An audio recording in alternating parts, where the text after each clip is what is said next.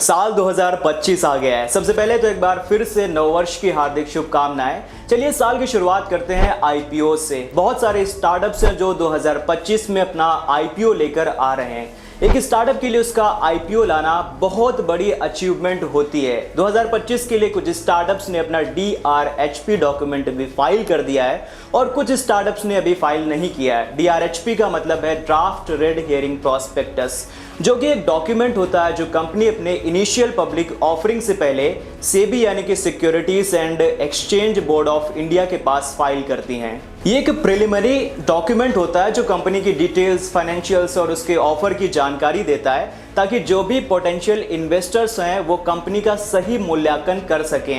एथर Energy, Aris Infra, BlueStone, Ecom Express, Smartworks, Ullu Digital, इन startups ने अपना DRHP document file कर दिया है और जेप्टो, पेयू, पाइन लैब्स, इनक्रेट, Physics Wallah, Car Dekho, boAt, इन स्टार्टअप्स ने अपना DRHP डॉक्यूमेंट अभी तक फाइल नहीं किया है, लेकिन इनकी भी आईपीओ के लिए तैयारियां उतनी ही जोरों शोरों से चल रही हैं। According to Business Standard, as of January 3, 2025, a lot of 96 mainline IPOs and 241 small and medium enterprises SMEs IPOs have been registered on the Bombay Stock Exchange in 2024.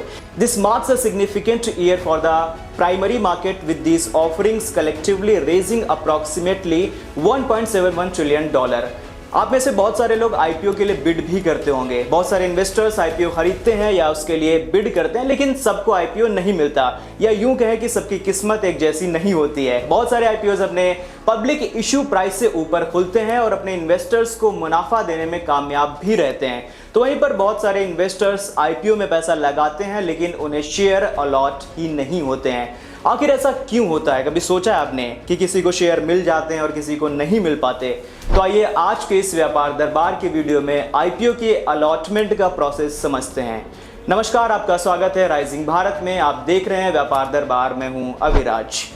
चलिए सबसे पहले बात करते हैं कि आईपीओ होता क्या है। देखिए, आईपीओ का मतलब है इनिशियल पब्लिक ऑफरिंग। ये एक ऐसी प्रक्रिया है जिसके जरिए कोई कंपनी पहली बार अपने लिए शेयर पब्लिक को बेचती है, जिसे प्राइवेट मार्केट कहते हैं। आईपीओ के जरिए कंपनी खुद अपना शेयर बेचकर कैपिटल मार्केट से फंड जुटाती है।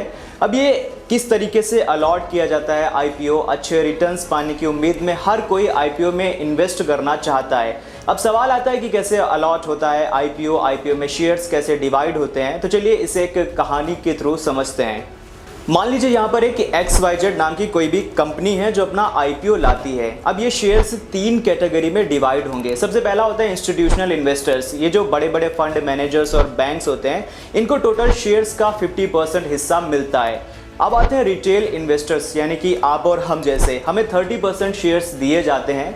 तीसरे नंबर पे आते हैं HNIs, यानी कि हाई नेट वर्थ इंडिविजुअल्स, यानी कि ये वो लोग होते हैं जिनके पास भारी इन्वेस्टमेंट करने की कैपेसिटी है। इन्हें 15% शेयर्स मिलते हैं। जब कोई कंपनी आईपीओ लॉन्च करती है तो वो 2 चीज़ें फिक्स करती है। सबसे पहला होता है लॉट साइज। इसका मतलब है कि मिनिमम कितने शेयर्स के लिए आप अप्लाई कर सकते हैं। अगर हम एग्जाम्पल की बात करें तो मान लीजिए एक लॉट में 10 शेयर्स हैं। इसका मतलब आपको कम से कम 10 शेयर्स के लिए ही अप्लाई करना होगा।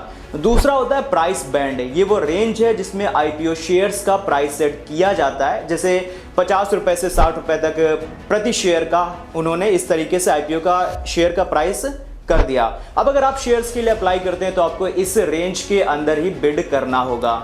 चलिए इस अलॉटमेंट प्रोसेस को थोड़ा और सिंप्लीफाई करके समझते हैं। मान लीजिए एक कंपनी रिटेल इन्वेस्टर्स के लिए 1000 शेयर्स ऑफर कर रही है। हर लॉट में 10 शेयर्स हैं, यानी कि टोटल 100 लॉट्स अवेलेबल हैं। अगर 100 लोग अप्लाई करते हैं तो सबको एक एक लॉट मिल जाएगा। लेकिन अगर आईपीओ ओवर सब्सक्राइब्ड हो जाए, मतलब डिमांड ज़्यादा हो जाए, तो क्या होगा? तो फिर शेयर्स किस तरह से मिलेंगे? यहाँ पर लॉटरी सिस्टम का फिर यूज़ किया जाता है। अगर आपकी किस्मत अच्छी है तो आपको शेयर्स अलॉट होंगे, वरना नहीं होंगे। देखिए, हम लोगों ने यहाँ पर इतना कुछ डिस्कस कर लिया, लेकिन अभी सबसे ज़रूरी चीज़ के बारे में बात नहीं किया। मतलब ऊपर जो हमने डिस्कस किया है वो भी बहुत ही ज़रूरी था, लेकिन ये सीधे आपके भले और फ़ायदे की बात है। तो बात यह है कि क्या आपको आईपीओ में इन्वेस्ट करना भी चाहिए या नहीं करना चाहिए। देखिए, आईपीओ में इन्वेस्टमेंट करना रिस्की हो सकता है। अगर आईपीओ में आप किसी ऐसी कंपनी में पैसे लगा रहे हैं जिसकी मार्केट हिस्ट्री बहुत कम है, तो आपको कुछ चीज़ों का ख्याल रखना चाहिए। सबसे पहला है रेड हियरिंग प्रॉस्पेक्टस। इसको आपको पढ़ना चाहिए। ये डॉक्यूमेंट बताता है कि कंपनी का फाइनेंशियल स्टेटस कैसा है और वो पैसे का इस्तेमाल किस तरीके से करेंगे, यानी कि वो कैपिटल मार्केट से पैसा क्यों उठाना चाहते हैं, उस पैसे का किस तरीके से कंपनी में इस्तेमाल होगा, वगैरह वगैरह। दूसरे नंबर पे आता है रिस्क को समझें। आईपीओ में रिटर्न की हाई पोटेंशियल वैल्यू होती है, लेकिन लॉस का रिस्क भी उतना ही बड़ा होता है। अगर आप रिस्क लेने को तैयार हैं, आपके पास उतना कैपिटल है, तो आप इसकी तरफ जा सकते हैं।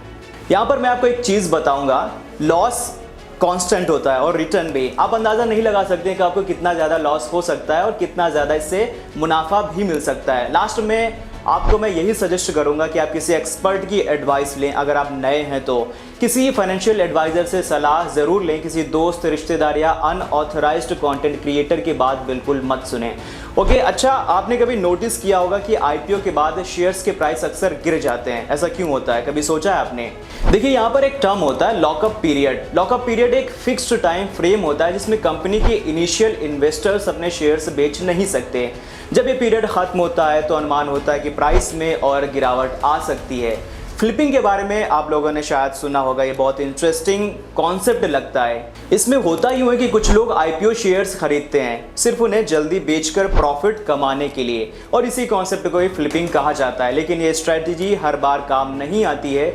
मोस्टली लोग इसमें धोखा खाते हैं। तो दोस्तों, इसका कंक्लूजन ये है कि आईपीओ में इन्वेस्ट करना एक एक्साइटिंग अपॉर्चुनिटी है, लेकिन ये एक कैलकुलेटेड रिस्क भी होता है। यहाँ पर अगर आप समझदारी से रिसर्च करें और सही डिसीजन लें तो आप भी अच्छा प्रॉफिट कमा सकते हैं। ये वीडियो सिर्फ और सिर्फ एजुकेशनल पर्पस के लिए है, आपको अवेयर करने के लिए है। ये वीडियो स्टॉक मार्केट, आईपीओ या इससे संबंधित किसी भी चीज़ को प्रमोट नहीं करता है। इन्वेस्ट करने से पहले किसी एक्सपर्ट की सलाह ज़रूर लें। स्टार्टअप्स और एंटरप्रेन्योरशिप से जुड़ी जानकारी के लिए चैनल को सब्सक्राइब करें।